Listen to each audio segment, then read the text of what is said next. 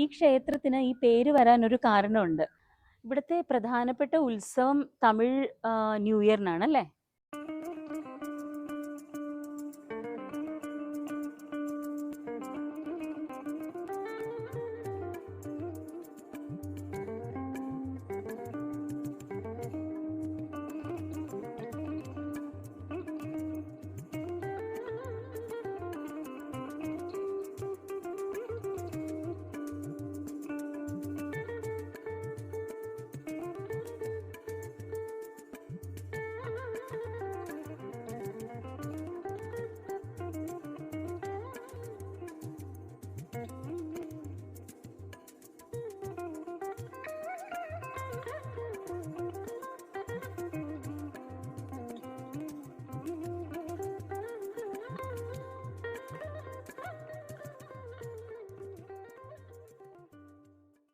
നമസ്തേ, ശ്രേഷ്ഠയുടെ പുതിയ അധ്യായത്തിലേക്ക് സ്വാഗതം. ഞങ്ങൾ ഇന്ന് വന്നിരിക്കുന്നത് ചിദംബരത്തുള്ള തിരുവേട്കലം പാശുപതീശ്വർ ക്ഷേത്രത്തിലേക്കാണ്.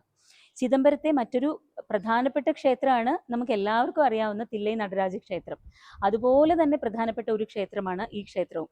പക്ഷേ ഈ ക്ഷേത്രത്തിനെ കുറിച്ച് അധികം ആർക്കും അറിയില്ല. ചിദംബരത്ത് വരുന്നവർ ഈ ക്ഷേത്രവും സന്ദർശിക്കണമെന്ന് അപേക്ഷിക്കുകയാണ്.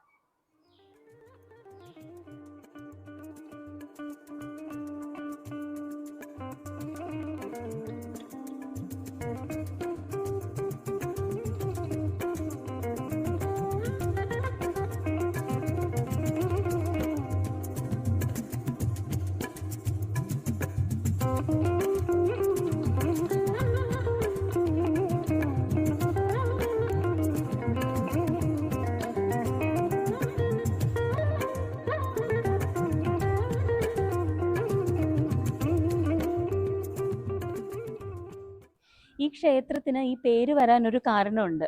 നമ്മുടെ പുരാണത്തിൽ നമ്മൾ കേട്ടിട്ടുള്ള ഒരു കഥയുണ്ട്. അർജുനന് ശിവൻ പാശുപതാസ്ത്രം നൽകിയത് ഇവിടെ വെച്ചിട്ടാണ്. അർജുനന്റെ ആ കഴിവിൽ പ്രീതിപ്പെട്ടിട്ട് അർജുനന് പാശുപതാസ്ത്രം നൽകിയത് ഈ ഒരു സ്ഥലത്ത് വെച്ചിട്ടാണ്. അങ്ങനെയാണ് ഈ ക്ഷേത്രത്തിന് ഈ ഒരു പേര് വന്നത്. അർജുനൻ ആ അസ്ത്രം നൽകിയത് കൊണ്ടാണ് ഈ ശിവനെ പാശുപതീശ്വരർ എന്നും പറയുന്നത്.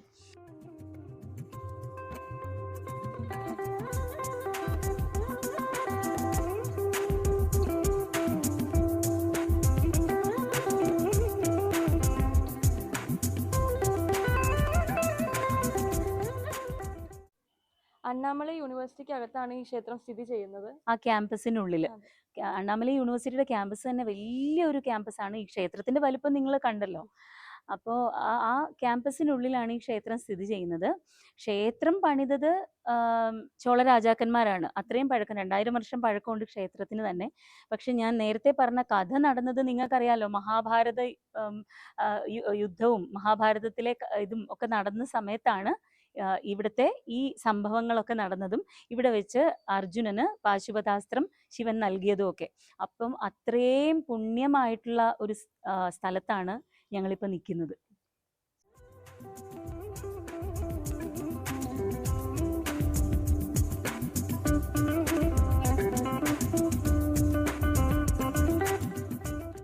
രമേശേട്ടാ, ഇന്ന് ഞങ്ങൾ ഇവിടെ പാടാൻ പോകുന്നത് തേവാരമാണ്. എന്താന്ന് വെച്ചാൽ ഈ ക്ഷേത്രത്തിൽ വെച്ച് തിരുജ്ഞാന സമ്പന്നർ, പിന്നെ സുന്ദരർ, അവരെല്ലാം അവരുടെ ഒരുപാട് ശ്ലോകങ്ങൾ എല്ലാം എഴുതിയിട്ടുണ്ട്. തേവാരം എഴുതിയത് ഈ ക്ഷേത്രത്തിൽ വെച്ചിട്ടാണ്. അപ്പം ഞങ്ങൾ ഇന്ന് ഇവിടെ ശ്രേഷ്ഠ എപ്പിസോഡിൽ പാടാൻ പോകുന്നത് തേവാരത്തിലെ കുറച്ച് വേഴ്സസ് ആണ്. மந்திரமாவது நீரு வானவர் மேலது நீரு வானவர் மேலது நீரு சுந்தரமாவது நீரு துதிக்கப்படுவது நீரு துதிக்கப்படுவது நீரு தந்திரமாவது நீரு சமயத்தில் உள்ளது நீரு சமயத்தில் உள்ளது நீரு போதம் தருவது நீரு புண்மை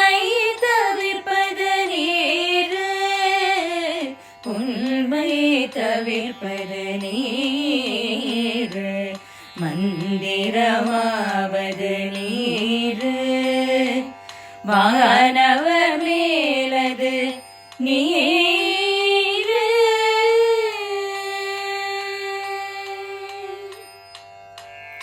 കിഴക്കോട്ട് ആണ് ഈ ക്ഷേത്രത്തിലെ പ്രധാന പ്രതിഷ്ഠയുടെ ദർശനം. ശിവന്റെ പ്രതിഷ്ഠ കിഴക്കോട്ട് നോക്കിയാണ്. എല്ലാ ശിവന്റെ ക്ഷേത്രങ്ങളിലും കാണുന്ന പോലെ തന്നെ അതിന് നേരെ ഓപ്പോസിറ്റ് ആയിട്ട് നന്ദിയുടെ ഒരു വിഗ്രഹമുണ്ട്.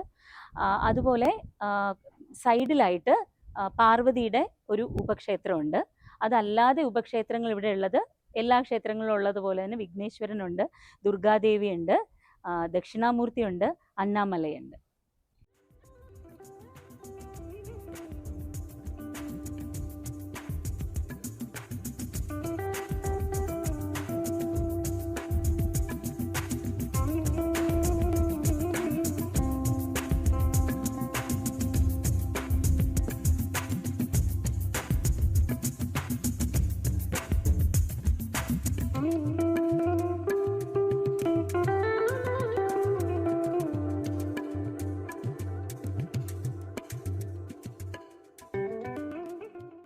ഇവിടുത്തെ പ്രധാനപ്പെട്ട ഉത്സവം തമിഴ് ന്യൂ ഇയറിനാണ് അല്ലേ?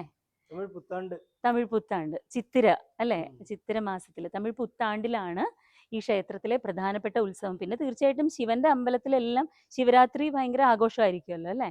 ശിവരാത്രിക്കും ആഘോഷമുണ്ട്.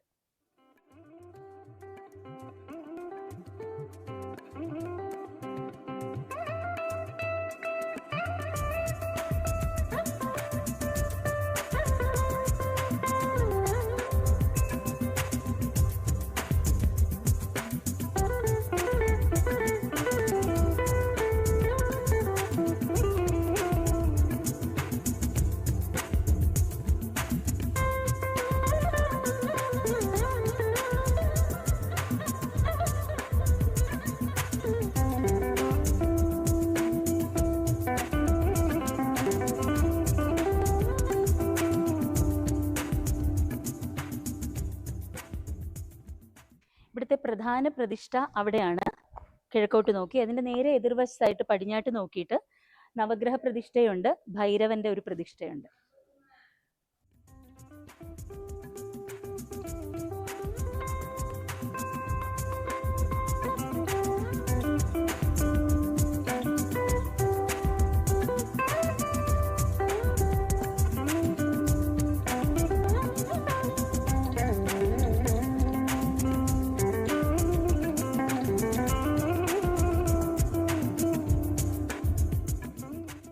ഈ ക്ഷേത്രത്തിലേക്ക് കയറി വരുമ്പോൾ തന്നെ നമുക്ക് കാണാൻ സാധിക്കുന്നത് 3 നിലയുള്ള വലിയൊരു രാജഗോപുരമാണ്. അതിന് ചുറ്റുമായിട്ട് ബാക്കി എല്ലാ വലിയ ക്ഷേത്രങ്ങളും കാണുന്ന പോലെ തന്നെ മതിലുണ്ട്, 4 സൈഡിലും മതിലുണ്ട്. പിന്നെ അതല്ലാതെ ഈ ക്ഷേത്രത്തിനൊരു അർദ്ധമണ്ഡപമുണ്ട്, ഒരു മുഖമണ്ഡപമുണ്ട്. ആ മുഖമണ്ഡപത്തിലാണ് ഞങ്ങൾ നിൽക്കുന്നത്. ഈ മണ്ഡപത്തിൽ ഒരുപാട് പില്ലേഴ്സ് ഉണ്ട്, ഒരുപാട് തൂണുകൾ, കരിങ്കല്ലിൽ കൊത്തുപണികൾ ചെയ്ത തൂണുകളുണ്ട്. അതിൽ പ്രധാനപ്പെട്ട കാര്യം പറയാനുള്ളത് അർജുനൻ വേട്ടയ്ക്ക് പോകുമ്പോഴുള്ള ഒരു സ്കൾപ്ചർ അതിൽ കൊത്തിവെച്ചിട്ടുണ്ട്.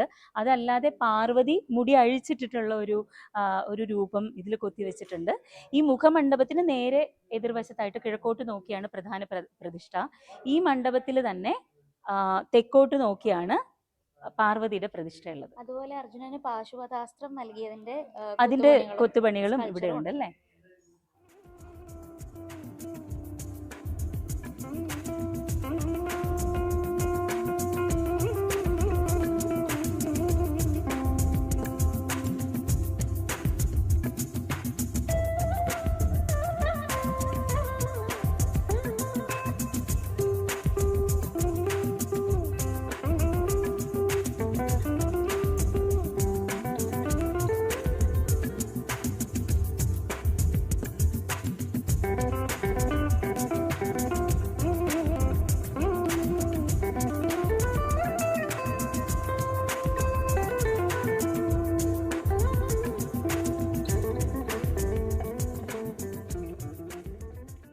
തേവാരം ഈ സ്ഥലത്ത് വെച്ച് എഴുതിയതായതുകൊണ്ട് ഈ സ്ഥലത്തിനെ പാടൽ പെറ്റ സ്ഥലം എന്നും പറയാറുണ്ട്.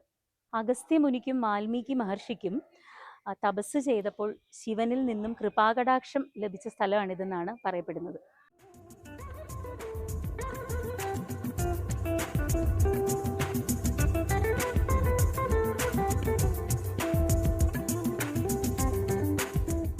ഈ ക്ഷേത്രത്തിന്റെ കിഴക്ക് വശത്തായിട്ട് വലിയൊരു ക്ഷേത്രക്കുളമുണ്ട്, നിങ്ങൾക്ക് കാണാം, ദാ ഇവിടെയാണ്.